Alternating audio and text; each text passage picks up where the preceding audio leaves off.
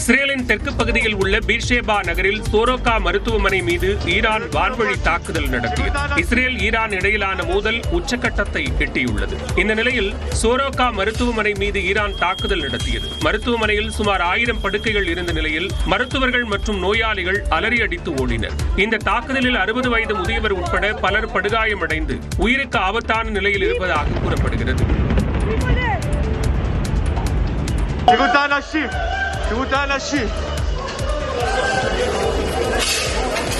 இதனிடையே ஈரான் மீதான தாக்குதலை இஸ்ரேல் தீவிரப்படுத்தியுள்ளது. குறிப்பாக ஈரானில் உள்ள கெர்மான்ஷா மாகாணத்தில் AH-1 ஹெலிகாப்டர் மீது இஸ்ரேல் குண்டு வீசியுள்ளது.